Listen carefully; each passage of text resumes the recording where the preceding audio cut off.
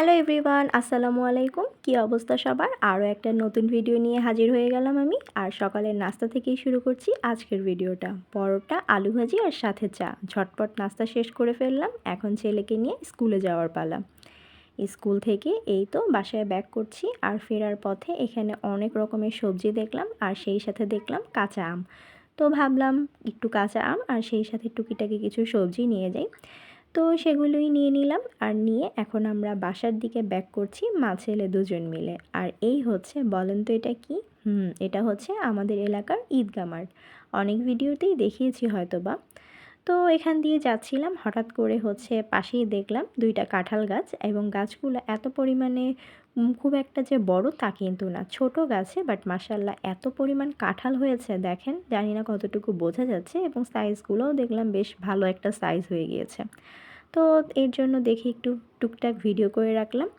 আর সেই সাথে আজকের ওয়েদারটা কিন্তু বেশ একটা গরম ছিল না, আবার খুব বেশি রোদ ছিল তাও কিন্তু না, একবার করে রোদ আসছিল আবার চলেও যাচ্ছিল।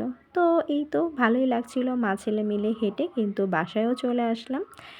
আর আমি কিন্তু হচ্ছে মেইনলি সবজিটা নেয়ার জন্যই আমরা কিছুটা রাস্তা হেঁটে এসেছি, না হয় কিন্তু একদমই রিক্সা করেই বাসা পর্যন্ত আসা হয়।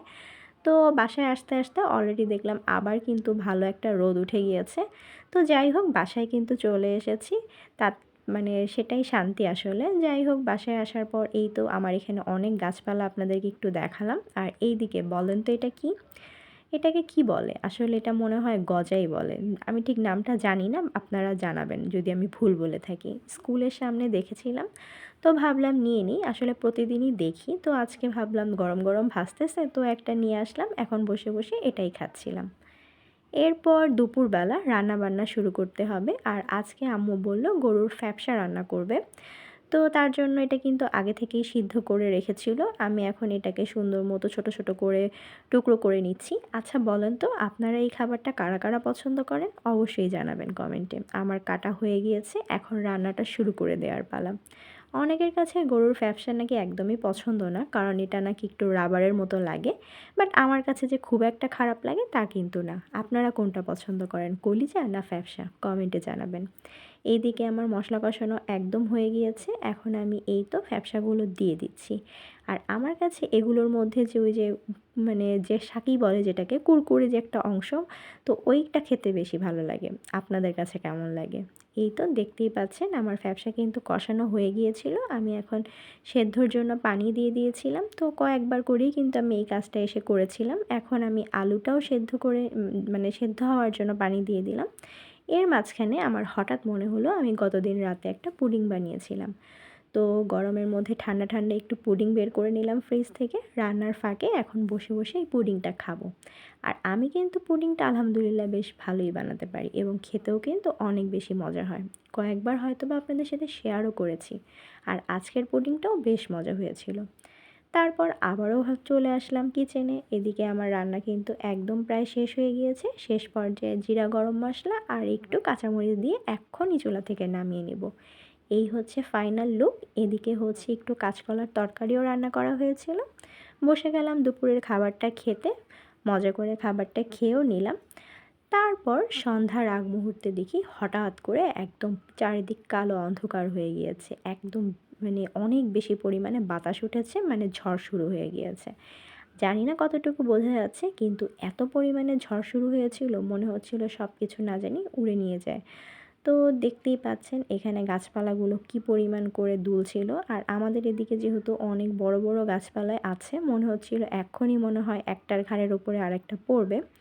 তো আমরা বেশ খানিকক্ষণ মা ছেলে মিলে এরকম গেটের সামনে দাঁড়িয়ে দাঁড়িয়ে হচ্ছে এরকমভাবে দেখছিলাম। তো তারপর হচ্ছে যেহেতু ঘরে কারেন্ট নেই, প্রচুর পরিমাণে গরম আর চারিদিক অন্ধকার হয়ে আছে। আর এই যে দেখেন আমরা একটু বারান্দা থেকে দাঁড়িয়ে দাঁড়িয়ে ভিডিও করছিলাম, কতটুকু বোঝা যাচ্ছে জানি না। আর ওই যে বললাম অন্ধকার, কারেন্ট নেই, একদম চারিদিক ঘুটঘুটে অন্ধকার হয়ে আছে। তো তার মাঝখানে একটু ফ্ল্যাশ লাইট দিয়েই ভিডিওটা করেছি, আপনারা তো বুঝতেই পারছেন। আর এর মাঝখানে দেখলাম বাতাসটা অনেকটাই কমে গিয়েছে, কিন্তু এদিকে এখন বৃষ্টি শুরু হয়ে গিয়েছে। এবং খুব যে জোরে বৃষ্টি হচ্ছে তাও কিন্তু না, মোটামুটি হচ্ছে, ভালোই বৃষ্টি হচ্ছিল। অত পরিমাণে মুষল বৃষ্টিও না, আবার খুব কমও না। তো যাই হোক, তারপর অনেক অপেক্ষার পর ফাইনালি কারেন্ট আসছে। আর কারেন্ট আসার পর আমি এখন বসেছি ১ কাপ চা আর সেই সাথে একটু বিস্কিট নিয়ে। আর এদিকে ছেলেকে পড়তে বসিয়েছি। তো ছেলে তো এদিকে পড়ছিল আর আমি বসে, বসে চা বিস্কুট খাচ্ছিলাম। তারপর হঠাৎ এক পর্যায়ে আমার মনে হলো ফ্রিজে আমার কিছু পাউরুটি আছে এবং আমি ২-১ দিন আগে একটু দুধের খিরসা করেছিলাম। তো সেটা দিয়ে আমি এখন পাউরুটি দিয়ে যে ক্রিম রোলটা বানাই সেটাই বানিয়ে ফেলবো। সরি, মালাই রোল। তো তার জন্য পাউরুটিগুলোকে আমি কেটে নিচ্ছিলাম। দেখেন আবার তার মাঝখানে কারেন্ট চলে গিয়েছে। কি একটা অবস্থা! তারপর আবারও কিছুক্ষণ অপেক্ষার পর ফাইনালি কারেন্ট এসেছে এবং আমি খুবই ঝটপট করে কাজটা শেষ করার চেষ্টা করছিলাম। কারণ না জানি আবার কোন সময় কারেন্ট চলে যায়। কারণ এখন তো এই কারেন্ট আসে আবার এই নাই। এই একটা অবস্থায় আমরা দিন কাটাচ্ছি।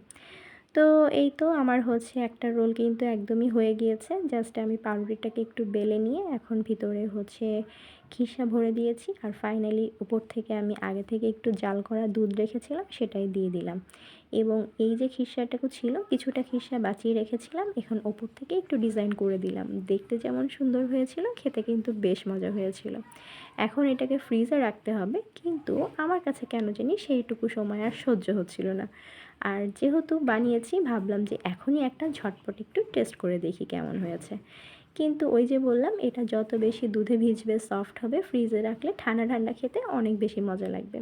কিন্তু আমার পক্ষে তো সম্ভব না, তাই আমি এখনই ঝটপট করে একটা নিয়ে একটু টেস্ট করলাম, খেয়ে ফেললাম। তারপর এদিকে রাতের খাবারটা খেতে, খেতে অনেকটাই দেরি হয়ে গিয়েছে। আর আজকে বসেছি খিচুড়ি আর একটু আচার নিয়ে। খুবই মজা করে রাতের খাবারটাও শেষ করলাম। এই সব কিছু নিয়ে আজকের ভিডিওটা সাজিয়েছিলাম। কেমন লাগলো অবশ্যই জানাবেন। আল্লাহ হাফেজ।